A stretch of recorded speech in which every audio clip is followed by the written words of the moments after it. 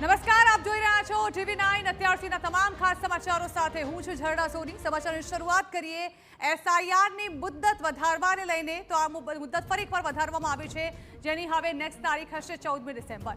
ગુજરાત સહિત 6 રાજ્યોમાં એસઆઈઆરની મુદ્દત લંબાવાઈ છે, જ્યાં ગુજરાતમાં 14મી ડિસેમ્બર સુધી ભરી શકાશે એસઆઈઆર ફોર્મ। ગુજરાતમાં 19 ડિસેમ્બરે જાહેર થશે સુધારણા મતદાર યાદી, જ્યારે કે મધ્યપ્રદેશ, છત્તીસગઢ અને આંદામાન નિકોબારમાં 18 ડિસેમ્બર સુધી એસઆઈઆર ફોર્મ ભરાશે। ઉત્તર પ્રદેશમાં 26 ડિસેમ્બર સુધી થઈ શકશે એસઆઈઆરની કામગીરી। એસઆઈઆરની કામગીરીની મુદ્દત લંબાવવાની ચૂંટણી પંચે જાહેરાત કરી છે।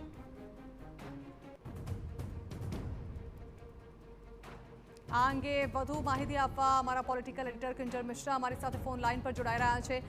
કિંજલ, બીજી વખત આ એસઆઈઆરની કામગીરીની મુદ્દત વધારવામાં આવી છે, જાણવા માંગે છે શા માટે આ નિર્ણય લેવાયો છે? 6 જે રાજ્યો છે તેની મુદત વધારાઈ છે। તમિલનાડુ, ગુજરાત, મધ્યપ્રદેશ, છત્તીસગઢ, આંદામાન નિકોબાર અને ઉત્તર પ્રદેશ।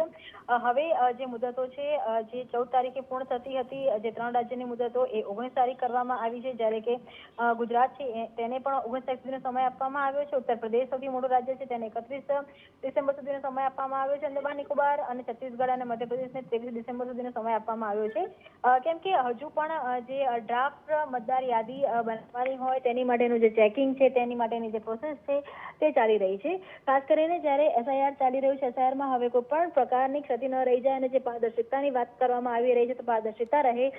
પહેલા જે ડેડલાઇન હતી તે ડેડલાઇન એક્સટેન્ડ કરવામાં આવી રહી છે, કેમ કે અનેક જગ્યા પર હજુ બીએલઓ દ્વારા ફોર્મ કલેક્ટ કરવામાં આવી રહ્યા છે, અનેક જગ્યા પર હજુ જે કાર્યવાહી છે તે ચાલી રહી છે, અનેક જગ્યા પર ક્રોસ વેરિફિકેશન ચાલી રહ્યું છે। કેટલાક રાજ્યોની અંદર પોલિટિકલ પાર્ટીઓએ પણ પોતાનો જે મેમોરેન્ડમ છે તે મૂક્યો છે, કેટલીક જગ્યા પર વોટ બનાવવામાં આવી રહ્યા છે। તો અનેક એવા કારણો છે કે જેને લઈ અને ઇલેક્શન કમિશન પર આગામી સમયમાં કોઈ સવાલ ઉભા ના થાય તે માટે જે કામગીરી છે તેનું day to day monitoring collector અલગ અલગ રાજ્યોમાં જ્યાં જિલ્લામાં કલેક્ટરો હોય છે તે ડે ટુ ડેનું મોનિટરિંગ કહી શકાય કે ઇલેક્શન કમિશનને આપતા હોય છે। ઇલેક્શન કમિશન દ્વારા કેન્દ્રીય ઇલેક્શન કમિશનને જાણ કરવામાં આવતી હોય છે। એટલે વર્તમાનમાં જે કામગીરી ચાલી રહી છે તેમાં હજુ સમય લાગે તે પ્રકારનું છે ડ્રાફ્ટ યાદી જાહેર કરવામાં, જેને લઈ અને સમય મર્યાદા છે તે વધારવામાં આવી છે।